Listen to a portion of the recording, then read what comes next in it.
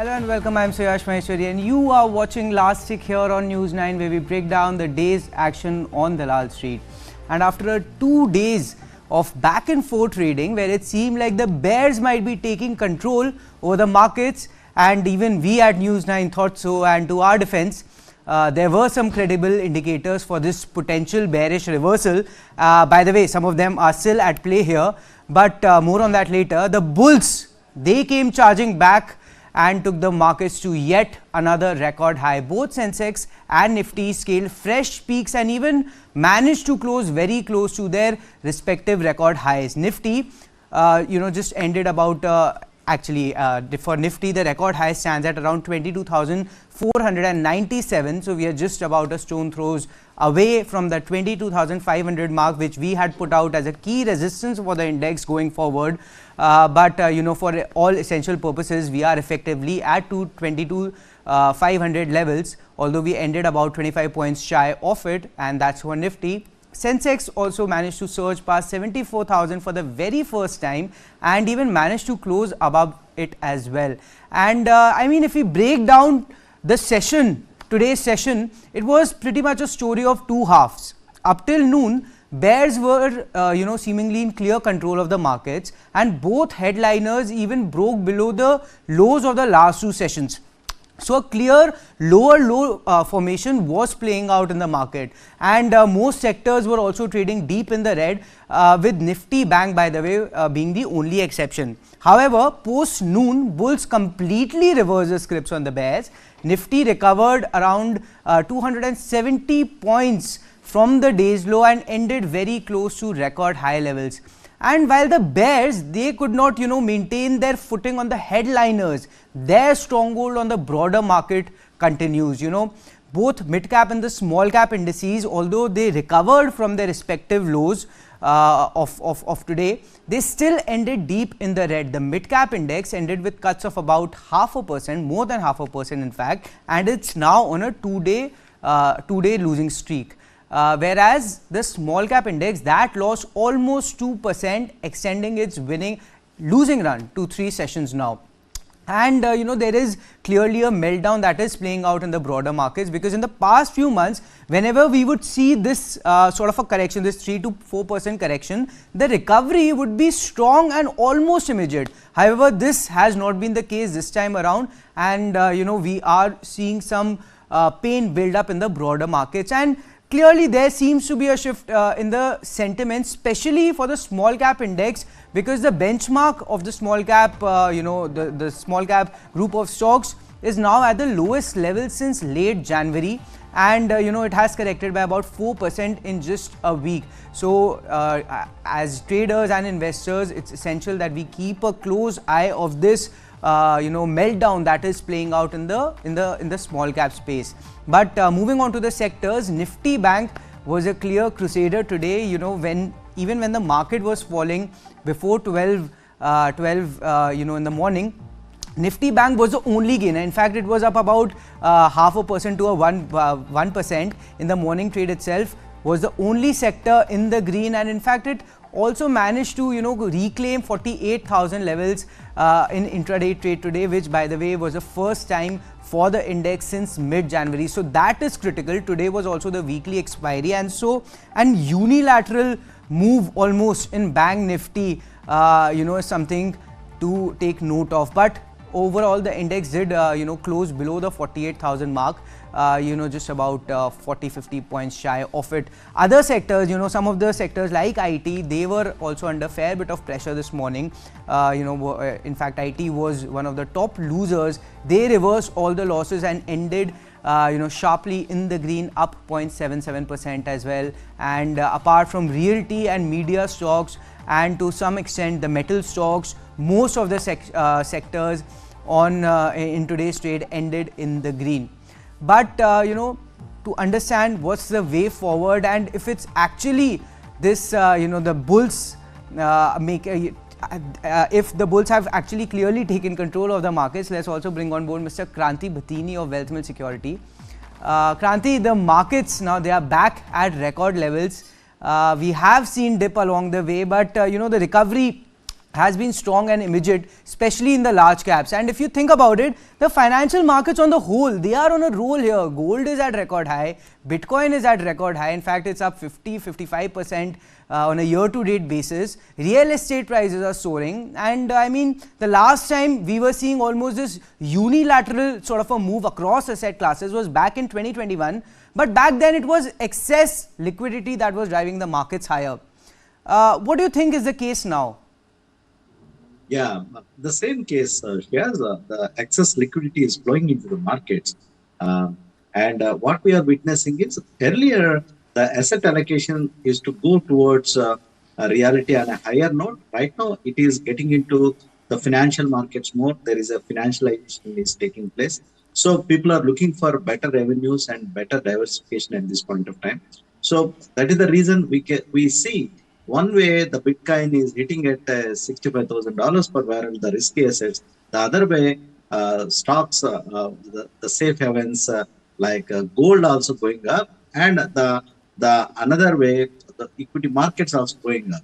So what we can sense right at this point of time is there is a asset diversification that's taking place, whereas some pockets of money has been chasing towards the riskier assets, and some points of frame, the market also equally getting channelized into equity markets across the globe. So there is a risk trade-off is going on at this point of time across the globe right now. But what we can sense at this point of time, Indian markets are completely charged up. We can say the bulls, the tug of war has been taking place between the bulls and the bears in the morning. Right. Whereas finally the global cues also from the second half helped the bulls to take charge, complete control with respect to the large cap stocks are concerned, indices are concerned at this point of time. As I have been kept on mentioning, Suyash, there is a ample liquidity has been waiting to getting into channelized into Indian markets, both domestic as well as overseas. This is the key reason for the markets to resilient at this point of time. But we need to still, the mid cap indices have been struggling throughout the day. So we need to wait and watch how the interesting moves that's going to take place in within small cap space in the next coming days. Probably we'll get a greater clarity at this point of time. But by and large, what I can sense is, with respect to the mid and small cap is concerned, it's going to play more about a stock specific and sector specific play going ahead. All right. So, I mean, clearly the sentiment is upbeat for the large caps, but as you also pointed out, there is clearly a meltdown that is brewing in the broader market, especially in the small cap space. I mean, the index is now on a 3-day losing skid. It has lost over 4% in just a matter of a week, at its lowest level since January 25th of this year. I mean, the question really here is, have the small caps, have they on the whole topped out? I mean, how should investors navigate this space at this point? Yeah, so yes, we all know the mid and small cap space is high beta territory.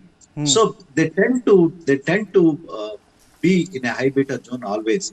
So investors need to have their stock specific plan, what we are buying and what kind of companies visibility is going to take place in the next coming quarters, coming years, and what price we are paying.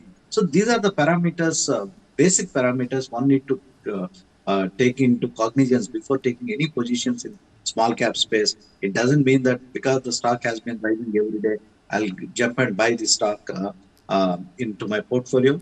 So yeah, at the end of the day, buying and selling is very easy. Okay, but what quantity one is buying and what quantity one is prepared to hold, that is exactly important for making a portfolio, winning portfolio for longer term. Otherwise, one can buy any stock with a strict stop loss and they can do the trading.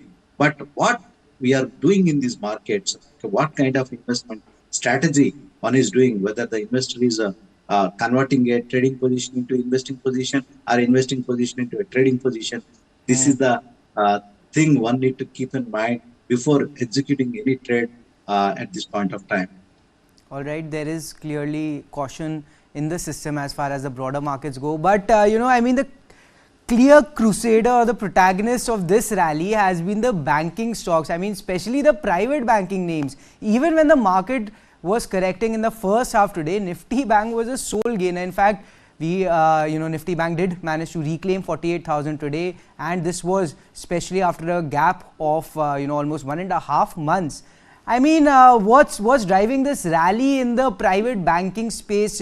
Is it attractive valuations, or is there more than meets the eye?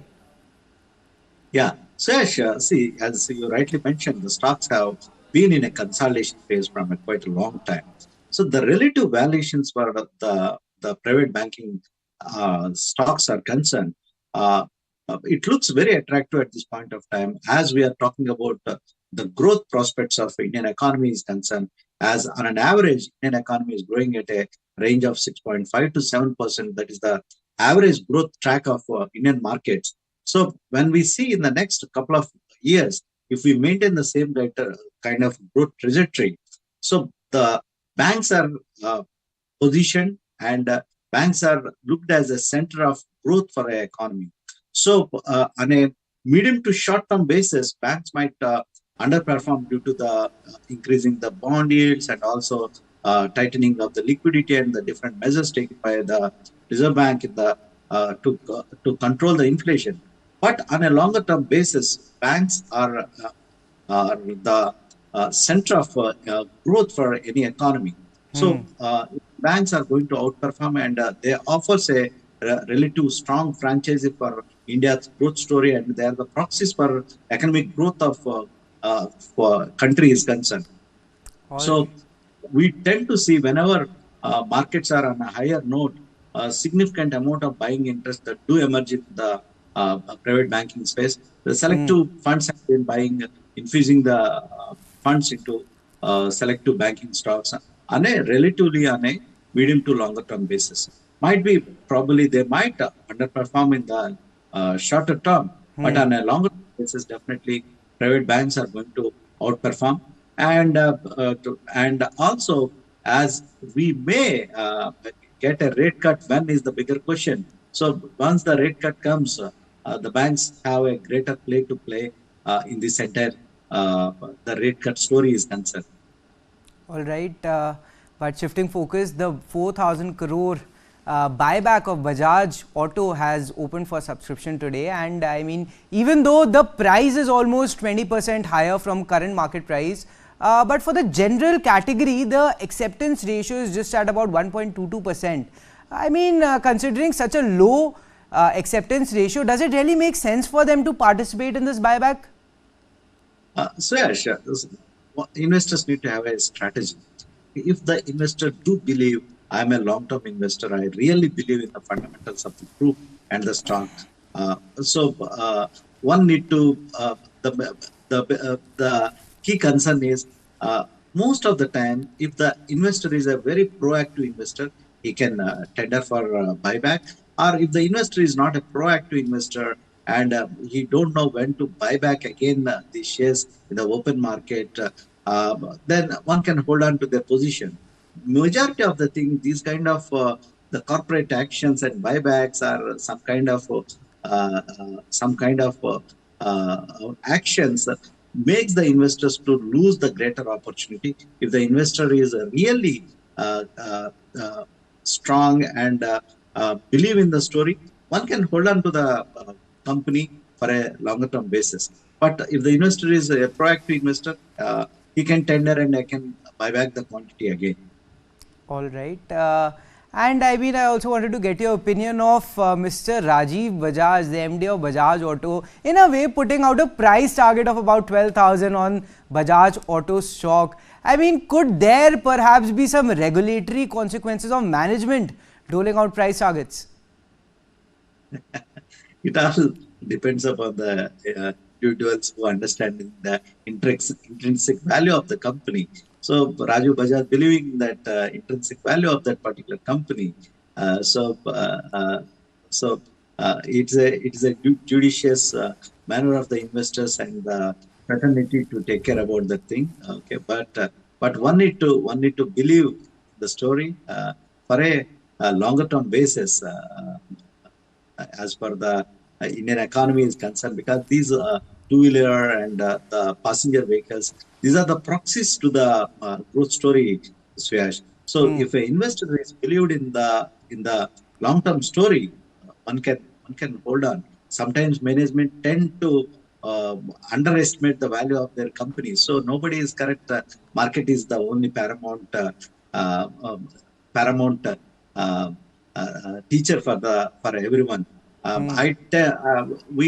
We come across different company managements and the top performing stocks. When we interact with the CFOs and when we ask them, you worked in this company and your company has created a humongous value in the past 10, 15 years, you could able to gauge the stock price. Even the CFOs or the top management of the companies, they miss estimating the company earnings. So it's not an easy task to exactly gauge the intrinsic value of the company shares. Sometimes there might be misses, sometimes there might be the prediction can be go through. Fair enough. I mean, clearly Bajaj Auto has done well for the investors. It has been one of the best performing stocks in the Nifty 50 basket over the last 1 year. It's up almost 125%, year to date about 25%, and clearly it is benefiting from that paradigm shift towards premiumization. Also, they are working on the world's first ever CNG bike, so plenty of growth drivers for the Bajaj Auto stock. That's going to be the game changer. We never heard about a CNG bike. If that is successful, then the intrinsic value one can predict on their Excel sheet.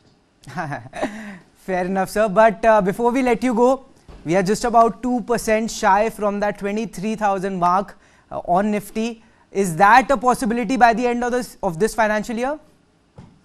It can be. Nobody predicted today the kind of bounce back, and just a couple of days back or last week market was in a consolidation. So it can be possible. It can be possible given the kind of the global queue support and if the liquidity going to continue. But the by and large, we need to act more about stock specific, and we can expect market might hit the 23,000 K mark on Nifty. But what we can expect is some kind of softening and some kind of consolidation in the nearer term.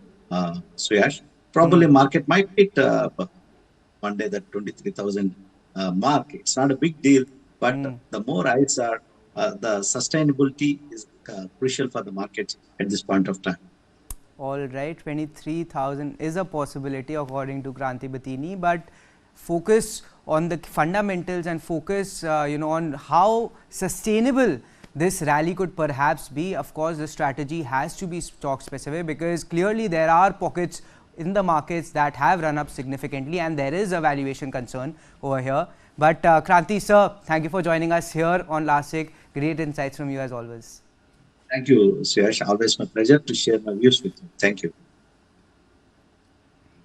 And that's all we have in this edition of Last Week. Thank you for watching News9.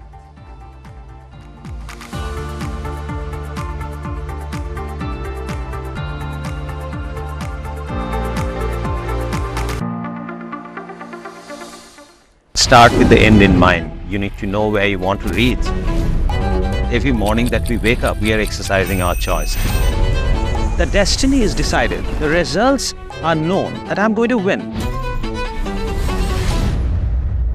Life of a goalkeeper is something which has always intrigued me.